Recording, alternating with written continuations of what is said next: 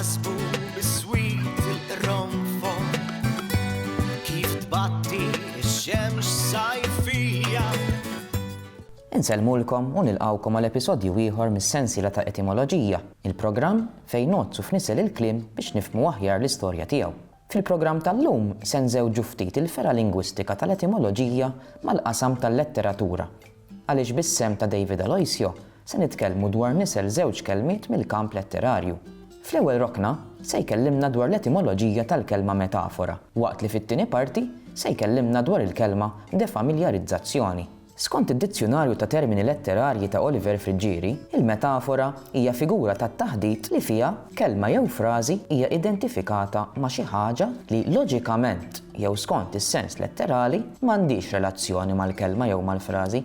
Fil-metafora, għalhekk insibu paragun moħbi u ċċaqlaq it-tifsira ta' kelma minn kelma għal oħra billi taraf xi xebħ bejn żewġ kelmiet. Jekk pereżempju nieħdu l-kelma asfur u b'mod moħbi inxebbħuh ma' bniedem, fis-sentenza wasal Pawlu l-asfur, jista' jkun li dan Pawlu, ngħidu aħna, jiekol ftit, ħafif, magħmul żgħir jew inkella liberu. Interessanti wkoll kemm dawn il-metafori inħadmuhom kuljum fid-diskors tagħna u mhumiex neċessarjament marbutin ma' nies li jafu l-iskola. Il-kreattività fil-lingwa m'għandix limiti u mhijiex marbuta ma' klassi soċjali għolja jew ma' min tgħallem l-iskola. Ħafna drabi, anzi, meta nużaw metafora f'diskorsna, ġieli lanqas biss nindunaw. Kemm il-darba ngħidu li qegħdin fuq ix-xwieq meta nkunu qed nistennew xi ħaġa tasal. Hawnhekk, l-assoċjazzjoni hi li tant kemm inkunu ħerqana li nkunu qegħdin noqomsu daqs li kieku qegħdin fuq tilja xewk u mhux għax litteralment inkunu fuq ix-xewk. Metafori oħra li nużaw fil-sienna huma meta ngħidu li bejnietna hemm ħajt jifridna, jiġifieri ikun hemm xi nuqqasijiet u mhux għax litteralment ikun hemm ħajt fiżiku bejnietna. Jew illum, meta nafu kemm il-prezz tal-proprjetà huwa għoli, tisma' lil min jgħid li jkun issallab biex tara dar jew appartament. Il-konnotazzjoni metaforika hawn tista' tkun li bħalma Sidna Ġesu Kristu għadda mid-dbatijiet kollha possibbli sakemm wasal għat-tislib finali, hekk ukoll persuna tkun għamlet sagrifiċċju enormi biex waslet għax-xiri tal-post.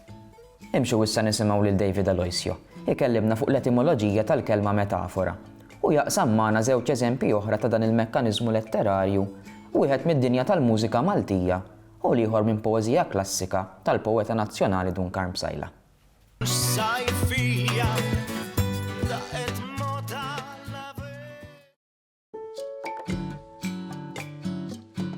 Il-kelma metafora forsi waħda mill-aktar kelmiet popolari użata fil-kamp artistiku fil-letteratura, ġejja mill-Grik bħal ħafna termini oħrajn f'dan is-suġġett, ġejja minn meta u minn fero, meta tmur lilin, beyond, u fero iġġor.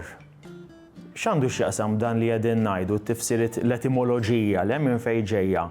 Għax meta tuża l-metafora tmur lilin mit-tifsira propja tagħha, issa nagħti eżempju ħalli ninftiehem. Tajjeb, imma fl-istess ħin iġġor it-tifsira li għandek f'moħħok tas-suġġett li għandek f'moħħok u hemm relazzjoni. Pereżempju, ħalli niftehmu. Jien naf il xi ħadd li nħobb inkantalu li inti x-xemx wis-sabiħa, le? Ġawra ta' qalbi li qed nikwotaw il-kanzunetta li tant iħobb ikanta kulħadd. X'qed jiġri? Qed immur lilin mit-tifsira tax-xemx, qed immur lilin mit-tifsira tal-ġawra u qed inġorr imma kwalitajiet. Il-kwalitajiet kemm tax-xemx tajjeb, kemm tal-ġawra u qed nitfaħħom fuq il-persuna għax il-persuna li hija importanti, il-persuna għalija hija prezzjuża daqs il-ġawar, hija sabiħa daqs ix-xemx, ġib ħafna warmth le. Nħossni tajjeb fil-kumpanija tagħha, mela x'jiġri bil-mekkaniżmu tant użat tal-metafora. Jiena nuża fil-każ tal-letteratura kelma li strettament m'għandha xejn x'taqsam mas-suġġett. Tajjeb, imma b'xi mod f'moħħi qed issir din l-assoċjazzjoni bejn dik il-persuna li qed nirreferi għalija u l-kelma li qed nuża jien. Qed tifhem? Mela qed imur lilin mit-tifsira ovvja tax-xemx u qed nuża b'mod metaforiku ngħidu.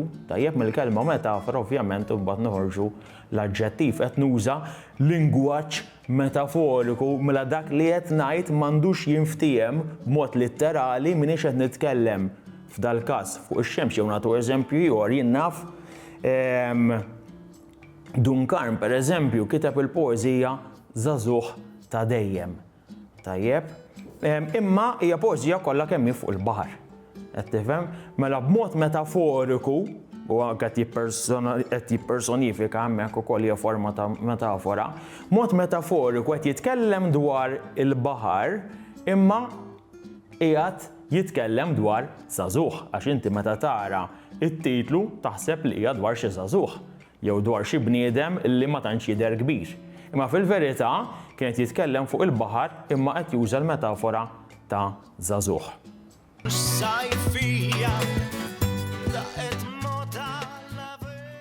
U la tkellimna fuq il-metafora u fimna kif titħaddem fil-poeżija u fil-lingwaġġ ta' kuljum, issa se nieħdu l-opportunità biex nitkellmu fuq il-kunċett ta' defamiljarizzazzjoni. Kelma twila veru, imma meta tfellija biċċa biċċa tinduna li mhijiex tqila daqskemm wieħed jaħseb u fil-fatt hija wkoll tip ta' metafora.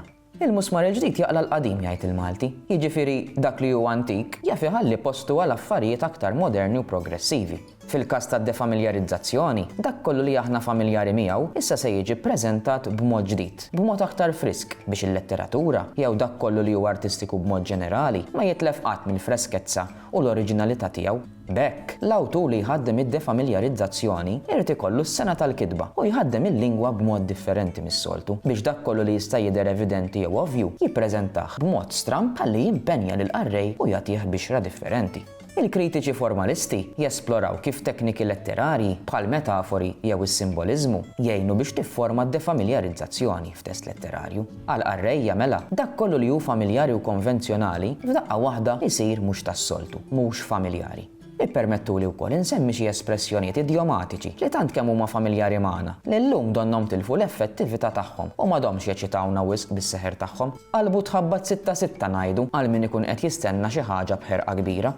Aħmar nar ngħidu meta xi wiċċ jew xi ħaġa oħra tkun ħmaret b'mod qawwi jew dlam ċappa nużaw meta rridu nisħqu fuq kemm dalam u kemm barra ma tarax sinjali ta' dawl. Imxu issa nisimgħu mill-ġdid lill-mistiden tagħna tal-lum u nitalmu minn għandu dwar id-defamiljarizzazzjoni u kif inhi użata fil-letteratura Maltija. Kif tbatti x-xemx sajfija daqet mota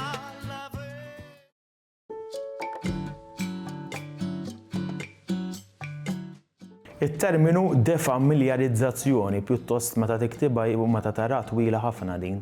Nużawha ħafna speċjalment fil-post-secondary meta nistudjaw fil-każ tiegħi nagħlem il-letteratura Maltija imma kull tip ta' letteratura u tista' tgħid kull tip ta' arti, tajjeb espressjoni artistika. Defamiljarizzazzjoni twila tista' tbeżżak bħala kelma imma tinduna li meta tifhimha tajjeb miet ilha xejn u tinduna kemm hija applikata kemm tintuża.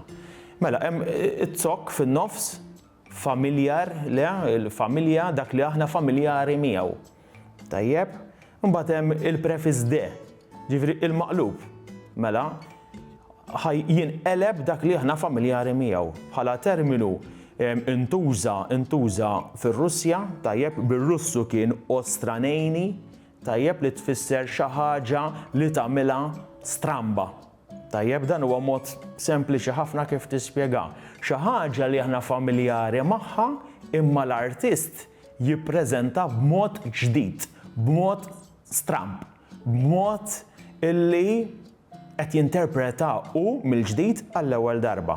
Tajjeb, u allura dan huwa kunċett kif qed tifhmu fundamentali għall-arti.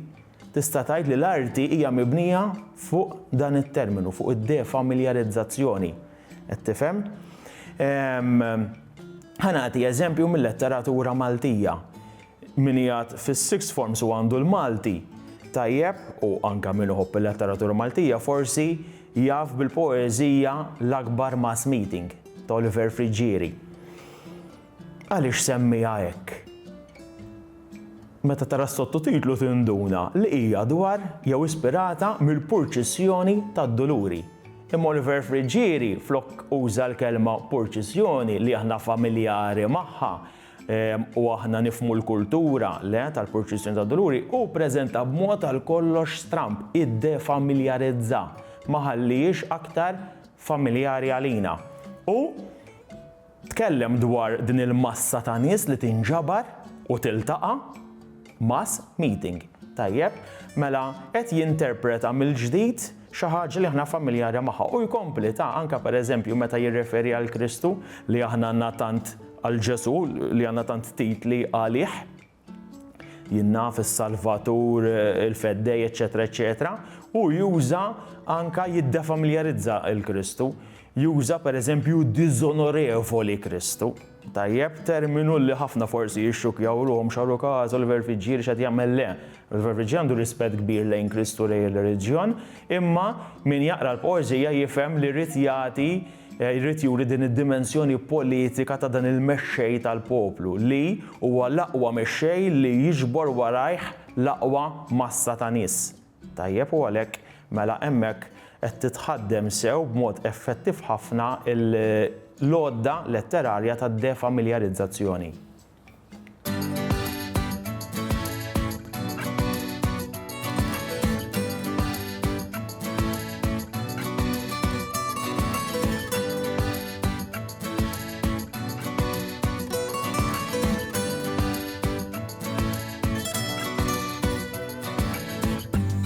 Jintasbu bis-swit il-ronfon kif tbatti ix-xemx sajf